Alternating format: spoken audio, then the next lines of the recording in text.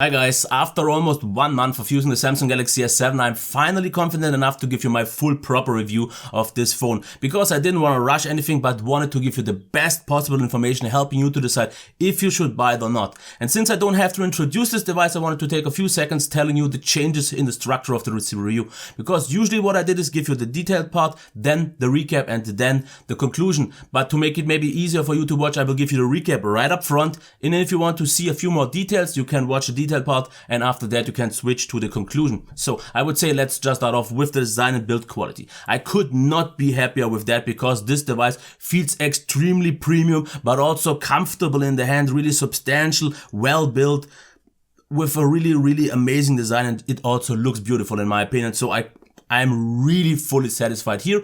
The same goes for the display, because this display is super amazingly calibrated this time. Great white point with amazing colors. The black is super deep. And overall they did a perfect job. It is super sharp and pretty much the best you can get out there if you don't have an issue with an AMOLED display. The sound maybe itself isn't the best one here on terms of speakers, but it gets the job fully done, because loud enough, of course a few reserves would have been nice, but it is full okay, and it is a quite nice and rich sound, just a little bit on the shallow side, and all good here. The headphone jack audio quality is also top notch, so great job after all, even though maybe the placement of the speaker could be better. In terms of performance, I am absolutely satisfied, because I really like this floating, scrolling, great smoothness on this device. It's also super snappy, super zippy, really fast, responsive. Gaming performance was also top notch, so no problems at all. It doesn't really heat up too much. It gets to a certain level at one point, but then it is absolutely fine, so no complaints here at all. The battery life itself maybe isn't on the best level, but still slightly above average. On Wi-Fi actually it's great, with about 6 hours plus that I reached, but on mobile data and mixed use I just maybe got around 4.5 on average. But I think that has something to do with my workplace, and I will get to that in the detailed part, so still fully satisfied here. The software, either you love or hate TouchWiz, but I think if you give it a fair chance you will actually start to see the great benefits here, because it's very capable, it's lighter than ever, and with the theme engine it looks more beautiful than ever. So I could not be happier with this system. Of course it could degrade over time, and I will make a 6-month later review to see if that actually is still a thing of Samsung devices. Now when it comes to the camera, I'm maybe not that happy with the selfie cam, because I think it's still a little bit more on the blurry side. But once we go into the main camera, after the update that I got, the white balance got corrected, and now I'm super happy with the pictures. They are now super sharp, super detailed. It really has a fast focus, really fast shutter speeds, and the video qualities couldn't be better at all.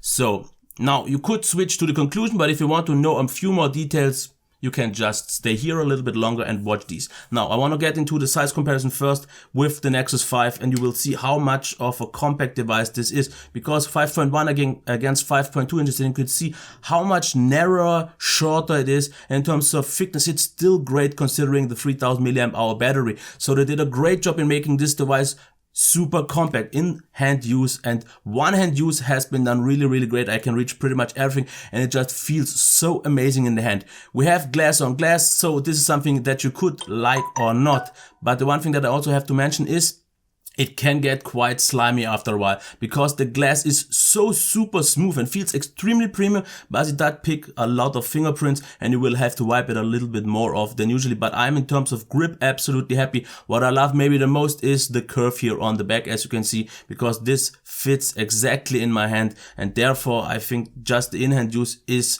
one of the best that I've ever seen. Here we have the flash, of course also the heart rate sensor, the camera. On the top we have the microphone, the SIM card and SD card tray, the volume rocker. The buttons are quite needy or meaty, and they actually don't click that much in terms of loudness, so they feel very subtle and really well done. So I like this. I'm not a fan of the position, because if I use it like this I have a hard time getting there, so I would wish for them to be on the right side, but they don't really block me too much. The only thing that I don't like is while gaming I did hit them quite often, so this is the only gripe that I actually have with them. Other than that, at the bottom we have the headphone jack. I really like that placement. Of course the antenna bands, the micro USB port, another microphone, and the speaker. And for me it actually works out, but I will talk about that in the sound part. The power button placement is absolutely right, exactly fits my position. All the buttons do wiggle a little bit, but I still like it because it feels good, gives a great tactile feedback. We also have a multicolor notification LED, but I actually decided to turn that off, and you've maybe seen that because I'm using LED on screen with another app. We also have curved glass on the front or on the top, and this makes it feel so nice overall. And all the edges that the S6 last year had, they kind of smoothed out, and this device overall feels so much smoother and rounder that I can't say anything else about it. It is the best device I've ever felt in hand. The home button also feels a lot more premium this time, and I'm actually happy with the capacitive buttons this time, because once you get used to it, you will actually maybe see the benefits. At least I did in my use. So now let's get into it and just check the home button real first in terms of the unlock times, because as you can see, if the device is turned on, it is super fast. But the thing that I don't like so much is if you press it from a standby mode, it will have to go through the lock screen, which makes the whole process to get to there a little bit longer. Now about the display, 5.1 inches QHD, and the flickering is because of my camera, but in terms of sharpness it's absolutely fine, even though I still think that some similar LCD phones just have a little bit of a sharper appeal, but it's super sharp, definitely. What I like this year is the great color calibration, because the white point this time is way better than it was last year, at least on my unit on the S6. Not too warm or not too cold, pretty much just right. Of course blacks are perfect, no light bleed or anything, and super great contrast levels. And what I love this year is the actual a little bit more subtle calibration, because colors still are a little bit boosted, a little bit oversaturated, but not in a way that I would complain about it, because it looks way more natural than it ever did. Of course, the viewing angles are still strong. What is still a thing though, because of the AMOLED display, is that you will see, due to the polarization, a few color shifts or a rainbow effect on certain angles, but in normal use absolutely fine. The maximum brightness is also absolutely top, so the display itself couldn't possibly be any better. Now, let's get to the sound, and I'm definitely not disappointed. So let's check that.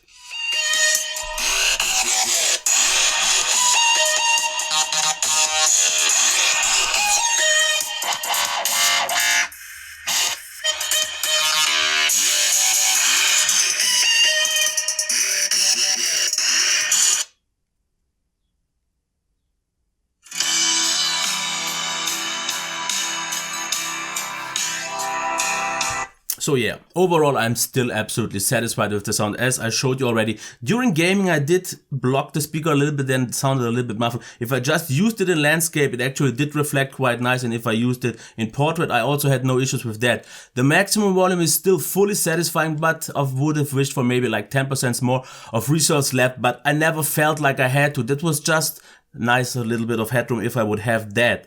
But other than that, I feel the sound is quite rich, and I'm not quite sure why so many people are complaining about the sound being shallow, because I think it sounds actually quite nicely balanced. Maybe not quite as good as on the S6, but due to the waterproofing this time, I'm totally happy. And if we go into the headphone jack quality, what I'm really happy there, and I did show this off in my software review, there we have a few options. We have a system-wide equalizer that you can use.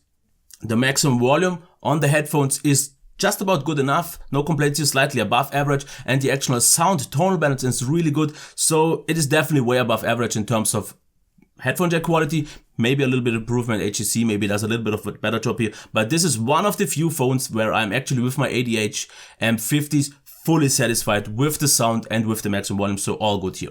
Now, let's talk about the performance now, and this is somewhere where I'm super happy and that I wanted to show off, because if you, for example, use Chrome, the browsing or the scrolling is absolutely really super smooth. Sometimes it jerks out for some reason, which I don't quite see, because as you can see here now, it's absolutely super smooth, but for some reason it's not always the case. If we now, for example, go into the older browser engine, you will see there is a little bit more jerkiness here. So if you use that, it is still a totally fine experience, but I've definitely seen phones that perform better here. I'm not quite so sure what there is about that. If we go into apps like Phoenix, though, as you can see, super nice, almost pretty much little to no lag. And what I really love, and if you can maybe see that, the hovering smoothness. The scrolling is so extremely smooth, actually more than just buttery smooth. And the same will be the case here if you go into Palapa. Just wait a few seconds for it to load.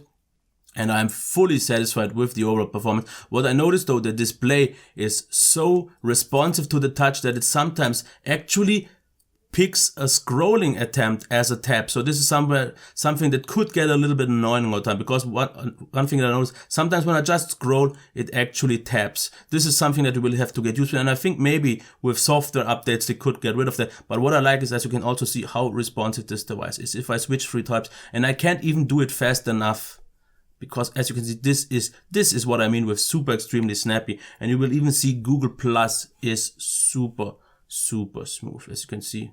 And I am shaking a little bit because it's a little bit odd to hold this device like this, but as you can see, fully satisfied. And the gaming performance as well is absolutely on a high level. Maybe not, for some reason it doesn't feel quite as good as it was on the S6, but that could be just in my head.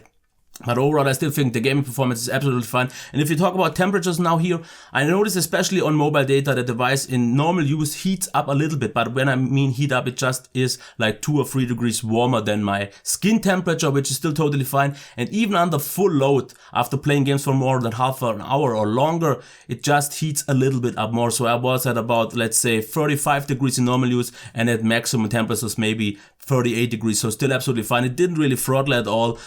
Just got a little bit warmer, but not really hot or anything like that. It's just a little bit warmer, so you would notice that. Now, if we talk about the battery life, a full charge takes about 1 hour and 35 thanks to quick charge. That is absolutely great. And what I actually know to appreciate now is the wireless Qi charging function, because by chance I got a 1x1 wireless charger to review and I used that one. It takes about an additional hour more to load, but what the great thing is, it doesn't heat up at all, because a full charge takes about 2 hours and 30. But it gets done really subtle. Of course, you could turn off the quick charge, but what would be the benefit? But I like the compromise that if I want to charge overnight, maybe not that drastically, I can just use the more convenient wireless charging. But if I want to charge it up really quickly, I can just do that with the quick charging and then all is fine. About the battery life, I made so many screenshots that I will just go to the gist of it and keep it short. On Wi-Fi, on one day, I got 6 hours of screen on time plus always a brightness of 50%. Over the course of 2 days on Wi-Fi, I got about 5 hours of screen on time. So you see, these values are great. Once I went with mobile data though, I went about let's say around 4.5 to a little bit more, sometimes close to 5 hours of screen on time. But I think also the big difference here to compare to Wi-Fi is because of my workplace. I've noticed that in the recent past, all the phones that I have heated up more on mobile data, and especially on standby drained a lot more. So maybe if you don't have this issue, the battery life could even better for you. So you see, it's definitely above average and definitely in line with most of the flagship. Maybe not as great as some, but at least on Wi-Fi, it's definitely better than most of them. And in mobile data, still good enough for me. And if we talk about the software, I already did a software review. You can check just that, but just to get a few quick things out of the way that I like. The first of all thing is the settings and the theme engine, because as you can see, I have the fully black theme and I really like this minimalistic approach. Everything looks clean and absolutely nicely done. And what I also like are the quick settings, because if you swipe once, you get 5 of them. You could swipe to the side and get 5 more, but if you just swipe once again, you have all of them, and you can also do the 2-finger swipe. So this is great. What I also absolutely love is dual window. Once you have it and actually use it, you will really like that. And one thing that I never thought I would like is pop-up window, because it's actually quite handy to use this feature. And of course, we have a lot more great features, but you will have to find out a lot of them for yourself, or just check my software review. Of course, out of the box, there is a lot of bloat pre-installed, but if you maybe download something like Packages Pro, get rid of all that. You will actually improve your battery life and make this device feel a little bit slicker. Now, when it comes to the battery, I already said I'm not that happy with the selfies, and it is still true. I think they are just slightly out of focus, just not super sharp compared to any other phone. The sharpness could be better, but the other things on the selfie cam are quite okay. The exposure and everything is great. It's just the sharpness that I don't like so much. If you go into low light photography, I'm actually really impressed. I didn't expect it to be that good, because it picks up an incredible amount of details and also light. Everything is still sharp, and this is definitely the best low light performance I've ever seen. If you go outside, have a little bit more light and check the main camera once again, you will see that at least now, after my update, the white balance got corrected. If you saw a few previous videos, I had quite a warm picture every time, but it seems to be fixed now, and now a lot more natural. It picks up a great amount of details, exposure is great, and everything is great. Really fast shutter times. So in terms of just sheer picture quality, it is pretty much the best you can get. It's, like I said, maybe not quite a leap forward like it was on the S6 or S6 Edge Plus, but still is pretty much one of the best cameras you can get. And the video qualities are super convincing as well. The video is really smooth, really detailed, with a great working autofocus and exposure. Really nicely done. If you use 4K or if you use 60p, it will definitely satisfy you. So that is all I have to say about the camera. So after I've done the compressed part, the detailed part, it's time to get to the conclusion. And I want to tell you why I went for the normal one and not for the S7 Edge first, because for me the main reason is I was never a big fan of the Edge because of the light reflections on the sides and just of the size. For me the 5.1 inch form factor is just the best, it works just the best for me and super comfortable. And here's, by the way, what you can see, what I use LED screen on instead of the notification LED. This is something that I just like a lot. But other than that, why do I think it is pretty much the best phone out there you can get? Because it is not just a really great all-rounder, it's an almost perfect all-rounder. Because if you just see it like this, design and build quality, in my opinion, best in class. Display, pretty much best in class if you don't have an issue with AMOLED. The sound maybe not best in class, but still on a higher average level and still fully satisfying, which is important. The performance, absolutely best in class at the moment. There is a few occasions of TouchWiz lag, but so little that I am okay with that. But therefore, once it doesn't have it, it is extremely super smooth, extremely snappy, extremely powerful, and that is what I like a lot about it. The battery life is also above average, maybe not that much as some of the other aspects here, but still fully satisfying on a 1-day battery use, no problems here. Software, once you give it a chance, once you get used to it, once you see the great things like the custom theme engine and dual window and a few other things, and it works out just nice in my opinion, you will get to use it and you will actually love it. And for a stock experience for a phone without rooting or modding it, I am fully satisfied that it is pretty much the best in class if you don't have an issue, and if you don't want the stock Android experience, and if you don't have an issue with that, and if you are not in fear that this will get a laggy device after a few months, which I will check once again. And when we go to the battery life or the camera, I think it is also best in class pretty much. So overall, you see, everything is either the best or very close uphill or in everything else. And this makes me recommend this device fully, and I wouldn't have kept it for more than a month, and I wouldn't have used it as my daily driver if I wouldn't be fully convinced with it. The only things maybe for next year to improve would be a little bit better battery life, a little bit optimization in the software, maybe put the speaker on the front somehow if they can manage to not make the device any bigger, and or maybe just make the speaker a little bit louder. But other than that, I think even for this price, it is pretty much the best you can get. If value is a thing for you, then there are different alternatives, but the price, at least here in Germany, fall down quite quickly and it gets reasonable. But if money is no thing and you want the best possible device, either go for the S7 or S7 Edge. I just don't see any phone at the moment that comes with an overall better, more satisfying and more convincing package as the S7 does. Of course, there are a lot more things to talk about, and you can do just that if we talk in the description or if we talk anywhere else. So if you have any questions, leave them down below here as well. And if you like this video, please give it a thumbs up. If you want to see more content like this, subscribe to my channel. And I did a lot of comparisons with the S7. You can also watch just these. And I wish you a nice day. Until next time, bye.